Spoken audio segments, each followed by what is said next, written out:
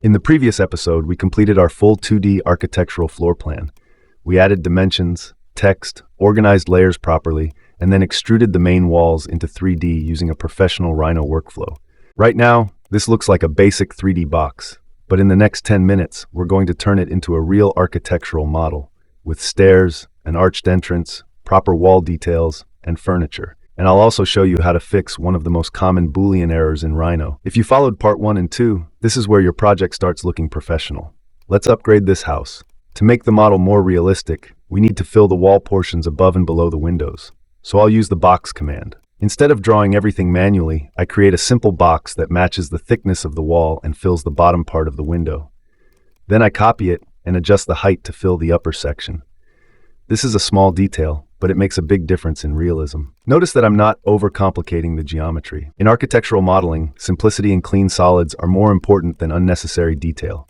Always zoom in and check alignment. Small misalignments can cause problems later during Boolean operations. Now let's improve the entrance. Instead of a simple rectangular opening, I want to create an arched opening. To do this, I draw a circle. Then I use the split command to cut it in half, keeping only the upper semicircle. Next, I extrude that curve to match the wall thickness.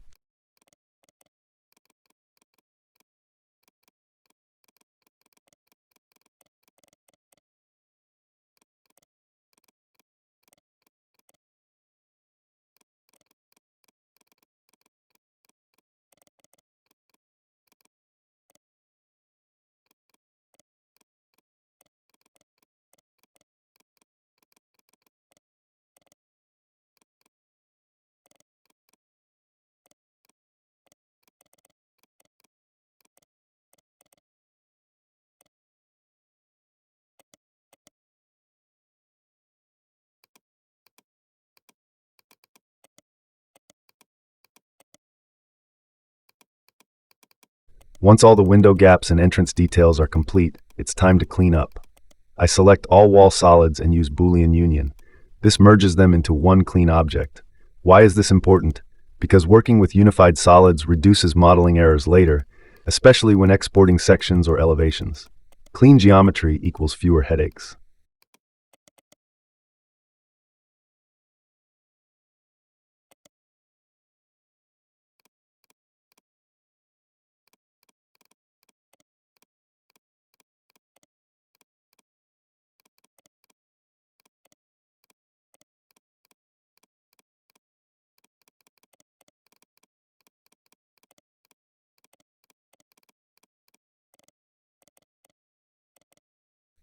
Now let's move to the stairs. Stairs are very important architecturally because they define vertical circulation. I start with a simple box to represent the first step. Before modeling all steps, we need to calculate the step height properly. So I measure the total floor-to-floor height. Let's say it's 2.8 meters. If I divide that by, for example, 14 steps, each step height becomes 20 centimeters. Always use realistic architectural dimensions. Now I copy the first step upward using that exact height increment. Instead of guessing, I use precise numeric input.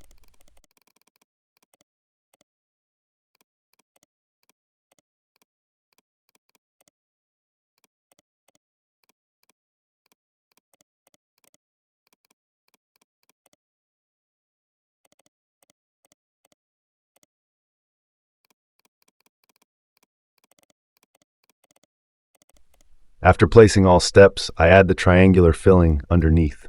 This not only makes the stairs look structurally realistic, but it also allows you to design storage or a functional space underneath later. Small structural logic makes your model feel professional. Now we encounter something realistic.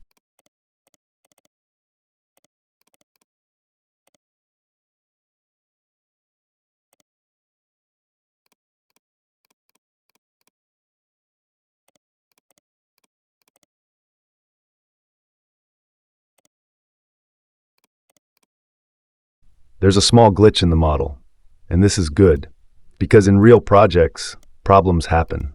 I try Boolean Union, it doesn't work. I try merge planar surface, still not working.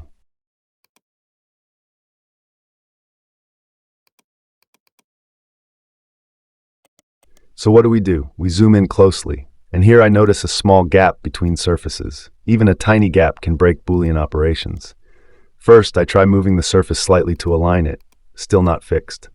So here's the solution. I duplicate the border curve of the wall, extrude it again cleanly, and then perform Boolean Union. And now it works. This is a very important lesson. When Boolean fails, the problem is almost always bad geometry.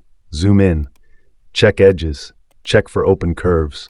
Professional modeling is about problem solving, not just commands.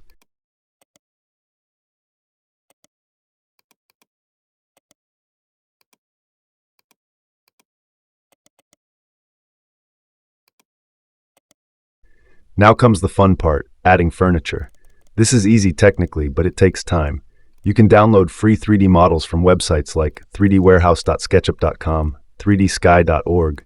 When choosing models, think about your final rendering workflow. For example, if I plan to present directly in Rhino or render in Lumion, I prefer models from 3D Warehouse because SketchUp models import nicely and maintain layer structure. But if I plan to render in 3ds Max with V-Ray, I usually prefer models from 3D Sky because they are optimized for that workflow. Always think ahead. Now I place furniture. Sometimes models need scaling. Use scale carefully and maintain proportions. Furniture gives scale reference to the space. Without furniture, architecture feels abstract. With furniture, it becomes real.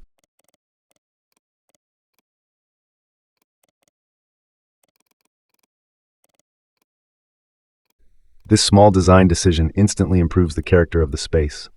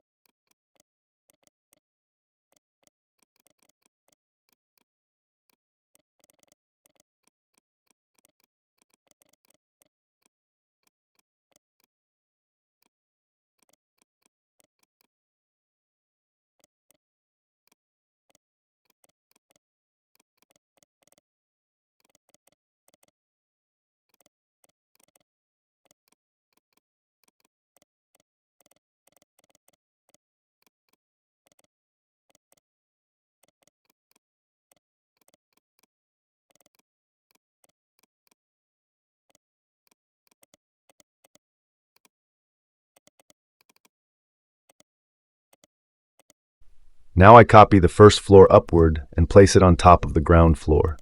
Make sure vertical alignment is precise. Then I delete any overlapping or unnecessary geometry.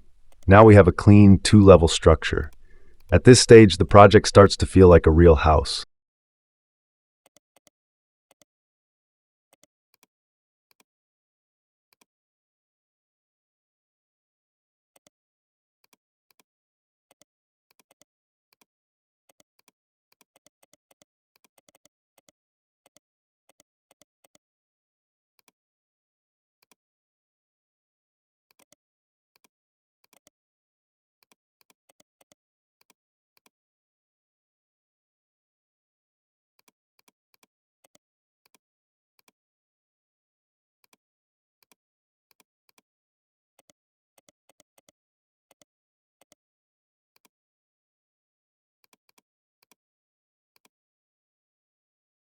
So in this episode, we completed wall details, modeled an arched entrance, unified wall geometry, built realistic stairs, solved a Boolean modeling error, added furniture, created floor slabs, stacked the levels properly. Now our house is no longer just walls, it's becoming architecture. In the next episode, we'll continue refining the 3D model by adding proper 3D windows, creating elevations and sections, and adding more architectural details. If you're following this complete Rhino course, make sure to watch the next episode and continue building the house step by step. See you in part 4.